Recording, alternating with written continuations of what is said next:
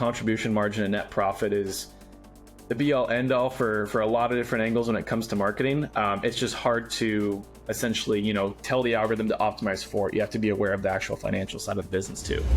We're in a very different position. We shouldn't be scaling acquisition. We should be fixing acquisition first, and potentially we should be changing our retention strategy so we're not discounting.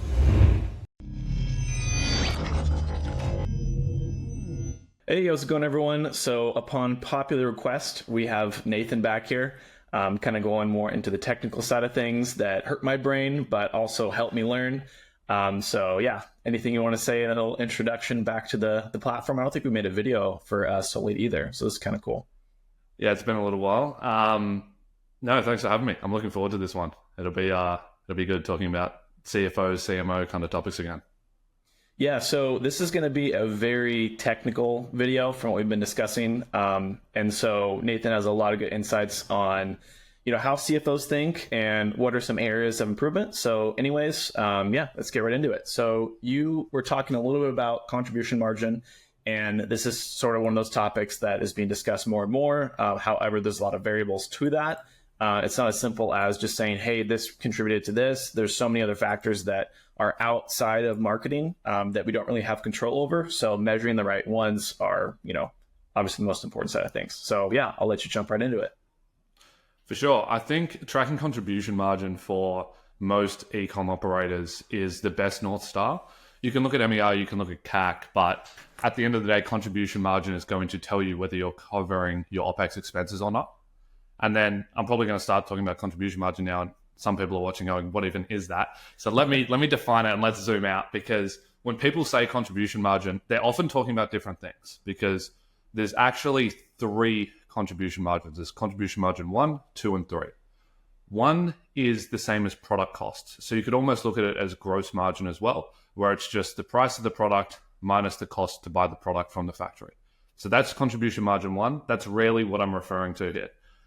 Contribution margin 2 is the cost of delivery. So it's the price of the product minus the cost, but also minus the cost to deliver it. So that's the shipping fees, the 3PL fees, and then the transaction fees as well. So now you're starting to get lower down the P&L. And then contribution margin 3 is where you also take away CAC. So you take away the cost to acquire the customer, and now you're all the way down at the bottom of the P&L, where the only last thing to minus off is OPEX, and then you've got net profit. And so contribution margin 3 is what most e-com operators should be tracking on a day-to-day basis. And you can do that very easily using really any software. You can use Data Studio, and it's just basic equations on minusing off average COGS. You can pull in COGS from Shopify, so you can actually have COGS being dynamic.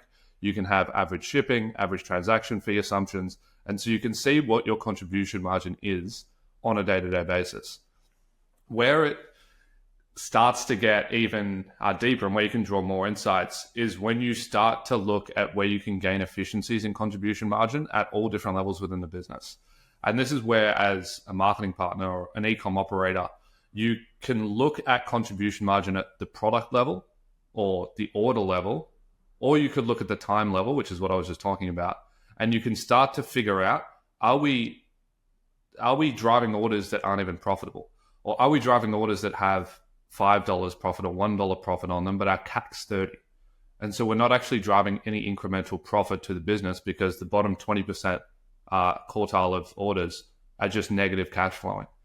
So you can track contribution margin 1 at the product level, and that's what I would recommend most e-com operators do. It's what I'd recommend most agencies do if you onboard a new client, which is to have a basic Excel sheet, have all of the products, and now this is going to be really difficult if they have 60,000 products, but let's assume they don't. Let's assume that they have 30 to 50 products. You can very easily pull all product titles and then have associated COGS. Pull out a basic price export out of Shopify or whatever platform they're on, and then you can see what the gross margin is per product. And that's going to be really indicative of where you should be allocating budget across campaigns. And that's why understanding contribution margin across all of these levels is really important in the actual campaign creation. Because I know one thing that Sol8 talks about a little bit, I talk about it quite a bit, which is that anytime that you can consolidate campaign structures, you're generally going to see better performance, because you're going to have a tighter allocation of conversion data, which is going to enable better customer modeling. And so you'll see better performance. But the issue there is that you give away all of this control to Google. And so you do still want a degree of segmentation in your Google campaigns. You do still want a degree of segmentation in your Facebook campaigns, but it has to be very strategical based on contribution margin in most instances, which is, do we have products with 20% margins and then we have products with 80% margins? Okay, we probably shouldn't be treating them the same. And we probably shouldn't be having a blanket target ROAS across them.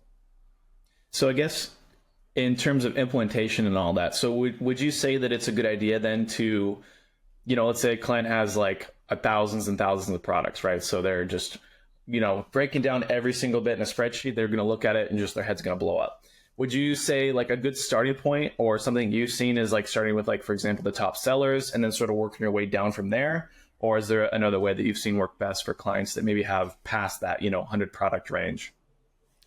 Yeah, that's normally a good start, is sort by top sellers. We have an automated model, which is going to be very difficult to build. So I'm not going to try to walk you through how to build it. But what it does is you can technically, if anyone's technical in Google Sheets, they'll be able to do this quite quickly, which is you can take an order export of all previous exports with product titles associated.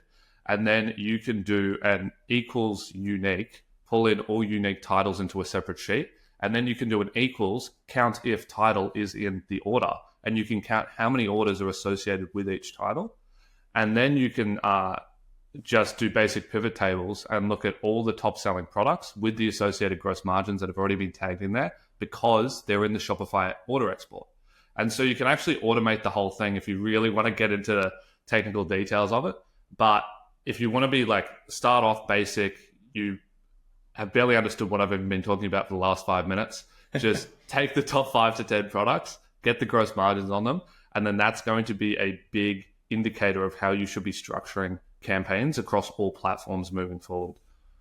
Got it. No, that makes total sense. It's like one of those nice parts about if you have all these products, you have tons of growth opportunities as you go and develop it further down the line, right? So make the biggest impact first, and like those top products makes total sense. And then as you grow from that, then look for other opportunities. You might find that a product that doesn't sell anything and hasn't sold, much at all, and you've been using for marketing, might actually be a really good source of new customers, and the contribution margin's great. So makes a lot of sense having like, if you can, like you're saying, in that whole spreadsheet, organize it all. But if you're just starting out more of a, smaller client, then yeah, it makes a lot more sense to have it more so from like the top down, what's going to help us right away, and then kind of go from there. For sure. And then there's also at the order level. So you can look at the product level, and that's going to be really helpful in terms of what products you should be prioritizing. Because as we said, if you have an agency that isn't looking at margin at a product level, they might see a product performing really well and then go and push it. And in fact, I could almost guarantee this is the case for probably clients that you manage right now, clients that sold out, clients at other agencies, which is brands that stock Nike or brands that stock like Adidas shoes, right? They will always have a 10 to 15 ROAS, but the distributor margin on those products, and I know this because I've seen behind what they sell for, it's about 18 to 22%.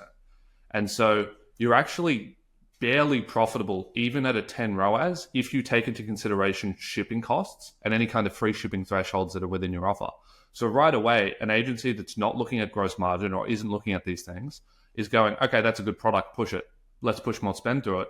And you're just pushing a product that has terrible gross margins, isn't driving any profit. And then at the end of the quarter or at the end of the year, when the e-com operator gets their P&L, they look at it and they go, what? Revenue's up 70%, but profit's the same or profit's down. How is this even possible? And it's because they didn't have that extra degree of nuance at looking at how much contribution profit was actually being pushed at an individual product level. That was a spiral away from talking about orders though. And so what you can do is you can also do an order export. And just like what I talked about before, you can just look at contribution profit at an individual order level. There's softwares that do this. Store Hero does this, a really good job at this. And so you can definitely look into Store Hero or any other SaaS solution. But it's a simple equation, which is you take your gross sales, you minus off discounts, you then minus off COGS, and then you minus off an assumed 3% transaction fee, and then you minus off an assumed shipping and fulfillment fee. You could pretty much get an average based on your historical 90-day data. And then you have profit contribution at an individual order level.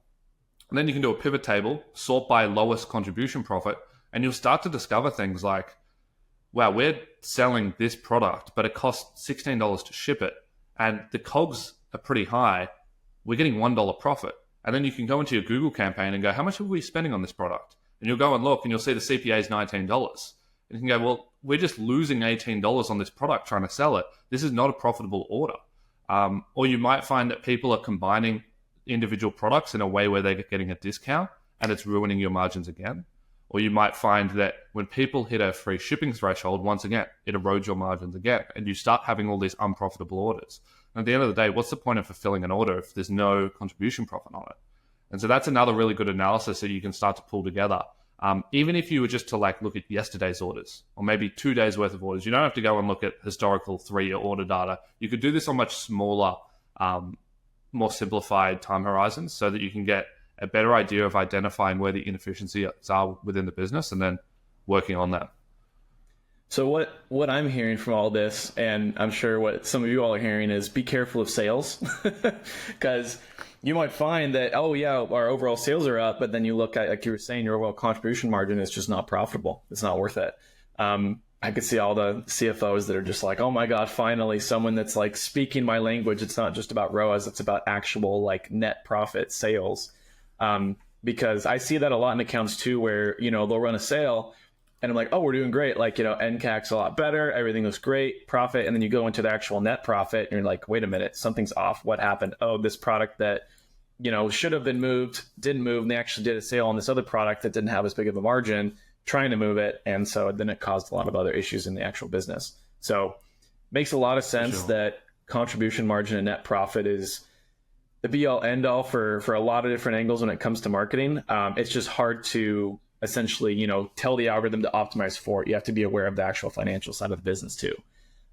Which for, marketers like me that are more on the creative side of things, it's a headache. And so having tools that allow you to do that, like you're talking about, just in spreadsheets, simplify the process a lot. And especially if, you have a business owner that, can't afford a CFO or, wants to make this a lot easier in the process of just saying, okay, I need to get 80% accurate with this. You could totally do that in a spreadsheet like you were talking about. So I think that's a huge, huge value bomb for people, just because it's, I still have clients that will be looking at in-app numbers, and I'm trying to slowly pull them away from it. And it's going from like, okay, we're not looking at ROAS, we're looking at, global, like what's your MER, what's your, NCAC. And it's like, okay, now let's look at your overall profitability. It's like slowly trying to pull them away from that for the case of just, helping them understand like net profit is the be all end all for everything. Even LTV you can't fully rely on. So for sure. And that's an added benefit of looking at contribution margin, is it will take out discounting. And so if you're running discounting, it will appear within the contribution margin that you're reporting on a day-to-day basis. What you said as well, I also visualize this for clients, because it's hard to conceptualize this if you're not in the weeds of finance. But what this shows, and there's a lot of numbers on the screen, but the premise of it is that as you increase discounting from 5 to 40%, your break-even ROAS goes up significantly. And so if you're running a 20% discount, you no longer need a 1.8 ROAS to be breaking even, you need a 2. But more importantly, if you have a target contribution profit per order, your target ROAS goes up exponentially. And you can see that in the graph here, because you're approaching an asymptote, which is the target contribution, and so you don't have much to work with. And so it squeezes so quickly, so much faster than anyone typically thinks, which is that, oh, we'll do a 20% discount, and yeah, okay, we need a little bit of a better ROAS, but no, you now need like double the ROAS, because you've cut your profit, which was on the top end, in half if you're operating on, let's say, like 30% gross margin. And so I thought that was a really good way to visualize for clients that as you start to escalate in discounting, you need your units per transaction to increase. So you need your average order value to inflate as well. You can't just be discounting and expecting that a higher ROAS is going to drive more profit, because it won't.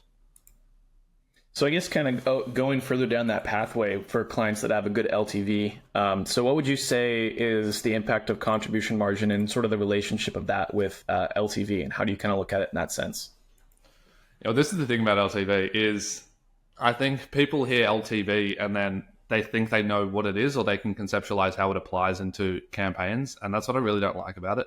I made a LinkedIn post about this a couple of weeks ago, and it's because everyone comments this on all my posts I put up, which is I'll put up a post about something technical about contribution margin on first order, or the importance of first order profitability. And someone will come in with, yeah, but what about the LTV? And I'm like,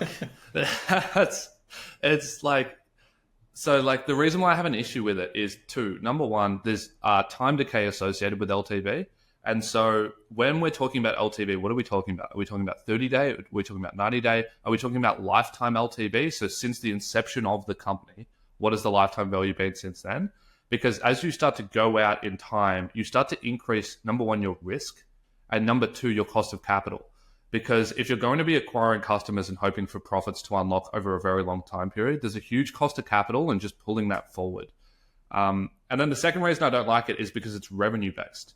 It's telling you how much revenue you're getting from a customer over its lifetime. But if you look at the unit economics of any brand and you break down first time versus returning customers, and once again, you can do this in Excel sheets just out of the back end of Shopify, you'll almost always see returning customers are getting like average of 30% discounts. And the reason being is that the brand is just sending emails with 20% off codes, 30% off codes, 40% off codes to try to get people back. And so these customers' profit contribution is so minimal. And then factor in on top of all of that is that most advertisers are spending 20% of their budget on existing customers and they don't even know it because they're running PMax and Advantage Plus. And so now you also have a CAC associated with getting these customers back. And so you run all the math, and it's easy math to run. You can go $100 average order value, LTV is $200. Okay, well, we've doubled the profitability of the customer.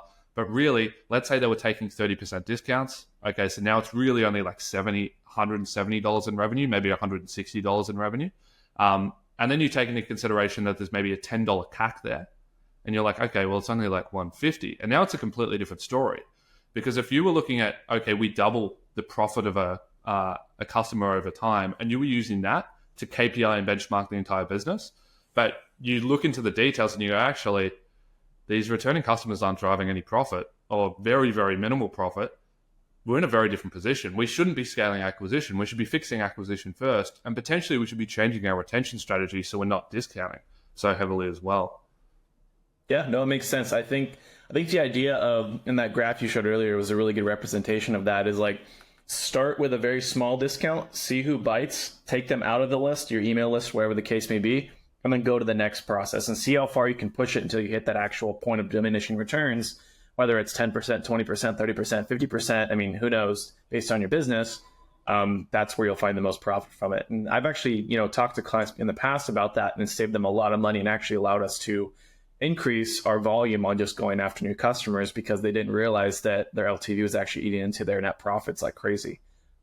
So it makes total sense. And like something just like that can really change a business from both the financial side and the marketing side. So I think whenever, we hear CFOs, it's like, okay, like I got to try to explain to them what's going on, but then they're also coming at it from their angle is like, yes, I know what you're saying, but I'm also trying to explain to you, what's going to actually make us money. And so it's up to both sides to kind of understand like both the algorithm, but also, okay, from the, actual acquisition side of it, is it actual benefit or not? It might look better for us, but we don't know if that's actually true. So really important stuff here. But yeah, I don't know, Nathan, if you had anything else to add to that. I think that gives people a really good understanding of contribution margin though.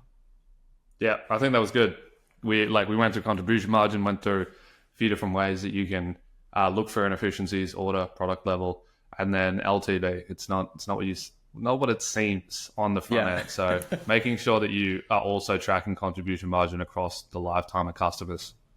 Perfect. No, I love it. I love the insight. I mean, we don't really get much of this from just the space in general. It's too focused on in-app and what's going on. So if people want to learn more about you and kind of get more insights, where can they find you? The first thing is the YouTube channel. So I'll give the link to you. You can scroll, look at the description below. It's Blue Sense Digital. The second is the podcast. It's more longer format. If you want to hear me talking for like an hour and a half straight to some people in Australia, it's Blues Brothers Podcast. And then LinkedIn. LinkedIn's the easiest way to message me if you want to ask any questions about any of this CFO jargon that I like to talk about. That'll definitely be me as well. But awesome. Well, thanks for coming on. And like I said, we'll probably have you on more just to give some more insight for us all and kind of, I guess, demystify the CFO side of things. So thanks again, Nathan. See you guys later.